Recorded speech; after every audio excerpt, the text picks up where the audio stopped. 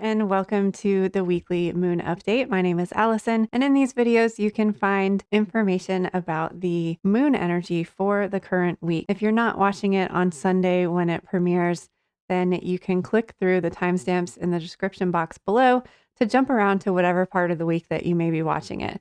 There's also oracle messages at the end of each video as well for the current week. And in this video's case, we're talking about November 4th through November 10th. We have a first quarter week because we had our new moon in Scorpio last week. So energy and light is increasing. This is a time to kind of get out of that hibernation mode that you may have gotten into around the new moon and start moving forward with your intentions. So let's jump into the moon energy for this week.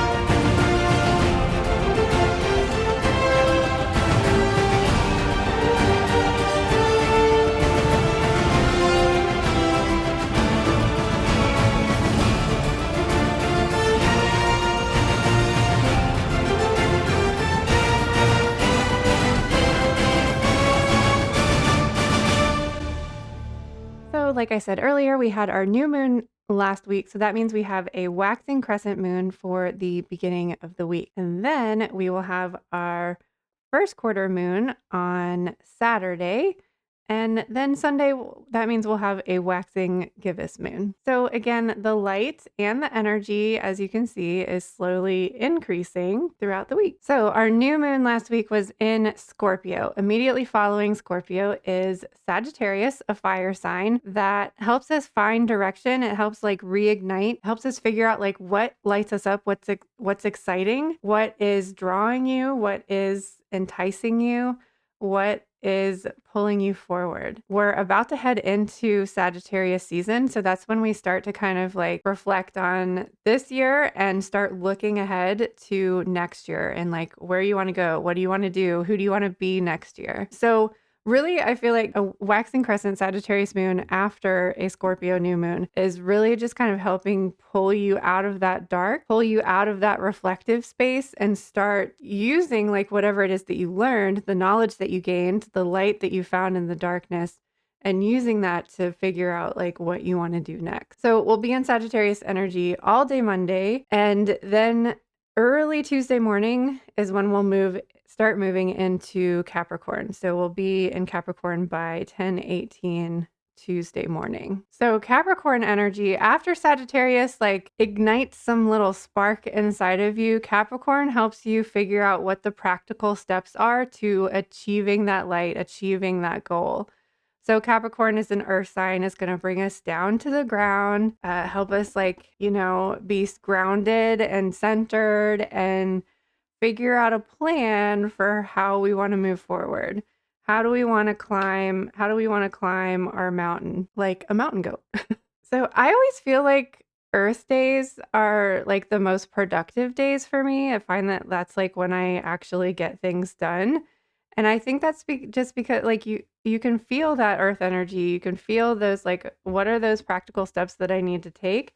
And so it just feels like the beginning of or the middle of the week is maybe going to be the most productive. So whenever I look at a week like this, I look for where's the earth energy, and I Wednesday I'll probably have all of the heavier to-dos, the more mundane things that I need to do. I'm going to make sure that I put all of those on Wednesday. So from Tuesday late morning, all day Wednesday, and most of Thursday as well, because we won't move into Aquarius until around 6 o'clock in the evening, Thursday evening. So that puts us into Aquarius energy. So now we're moving from earth to air, and air energy is going to bring us back up into our heads and help us figure out new ideas, allowing new, fresh things to come in. Aquarius wants to be different, wants to try things new. And so if we think about this week as like the time period that we're actually coming up on, Sagittarius is November and December. Capricorn time of year is December and January. So that's like New Year energy, figuring out what are our first steps, what's our plan. And then Aquarius time of year is end of January, beginning of February. So it's like you're already in the new year, you're already in this new thing. How can we make our life different in order to accommodate the new things that we want to be bringing in? So it's just new, fresh ways of thinking and being. So that is Thursday evening, all day Friday, and most of Saturday as well. Another transition in the evening between 7:30 and 11 p.m. where we will move into Pisces. So that allows for a nice sleepy, dreamy Pisces Sunday, but that also means that we're going to have Pisces on Monday next week. So Pisces is a water sign. So this is the first water sign since the Scorpio new moon. I feel like if there's any other things that you need to release, that you need to reflect on, that you need to contemplate with that water energy, that you need to feel, because we have to feel our emotions to like heal them, release them, express them. So I do find that within Scorpio season, the water signs tend to be a little bit like more emotional and deeper. So just be prepared for that this weekend. So overall, this week has this very kind of like fresh start feeling.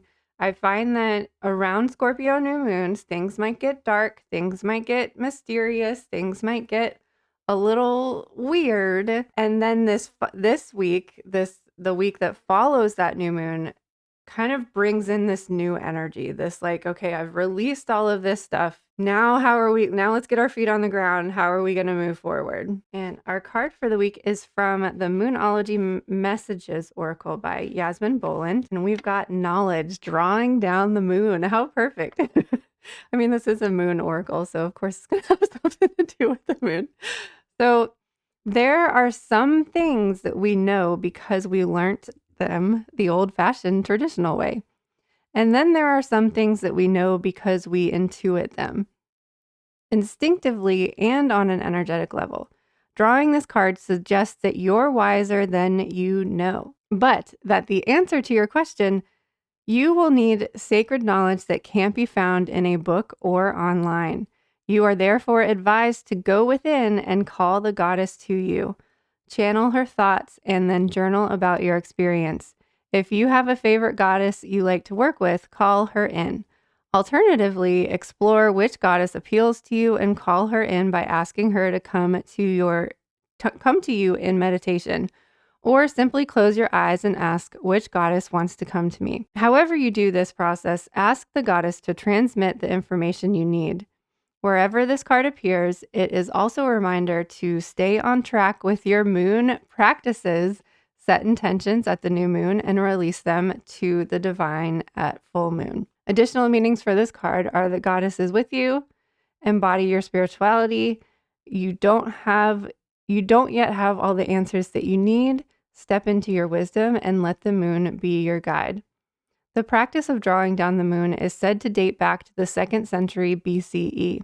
It involves calling goddess energy into your body via the moon and asking her to speak through you. So you guys, like we're still in Scorpio season. We're still in Scorpio season until the middle of November. So this time when the veil is thin, this is a very reflective time. This is a time to kind of hang out in that darkness. Connect to your water energy, connect to your feminine energy, connect to your intuitive energy. And with the other cards that we have, I feel like this is also a call to tap into earth energy. So like the moon card was saying about asking what goddess wants to work with you. I feel like the earth is like really kind of calling us at this time. So this is a root chakra card. The crystal they recommend is red aventurine and the herb is cayenne. So steady strength. Receive the strength of the earth and stand grounded in your own power. Remain steady and sure as you pursue your goals in alignment with your highest path, remembering that your dreams have been handed to you for a reason. You have everything that you need to overcome. You have everything you need to overcome challenges. You are stronger than you know.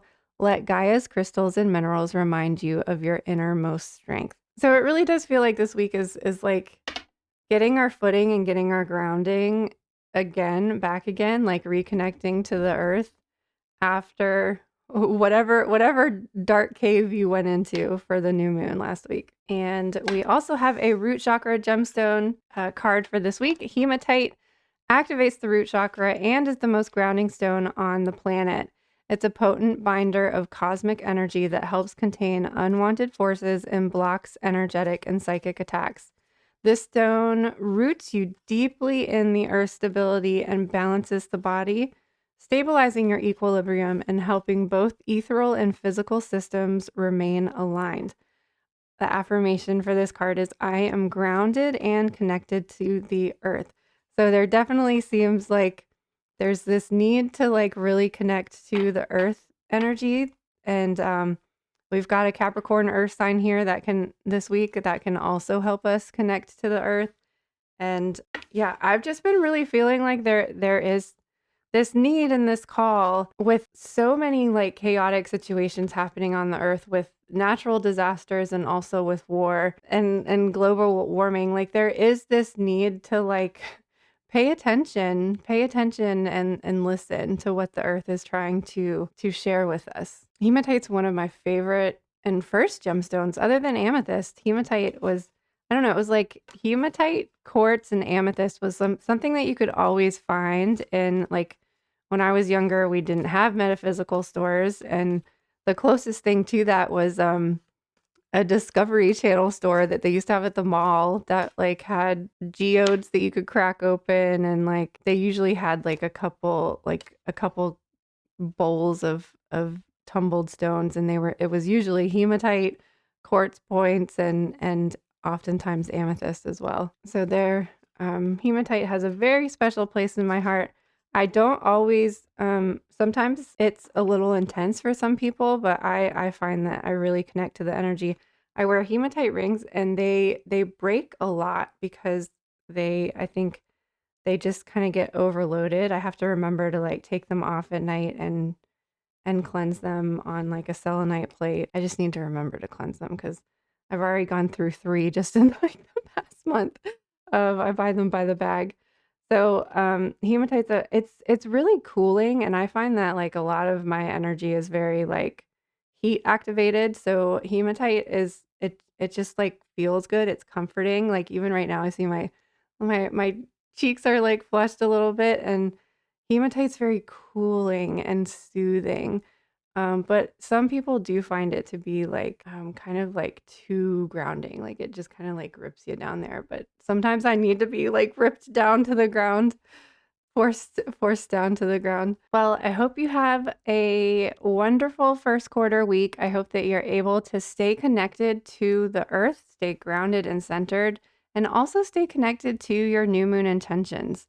Revisit them once a week throughout the moon cycle so that you're staying connected and staying like locked in like with your intentions, with your goals. And that doesn't mean that like you have to stick to something that like doesn't feel like it's in alignment with you anymore. Like you can change your intentions throughout the moon cycle.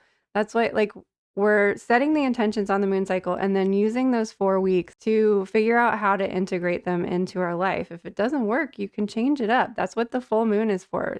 Full moon's going to highlight things that need to be changed or adjusted, and you just reorganize and restructure as you go along. So stay connected to yourself, stay connected to your intentions, and I hope you have a wonderful week. Thanks for hanging out with me today. I can't wait to see you on the other side of the looking glass again sometime soon.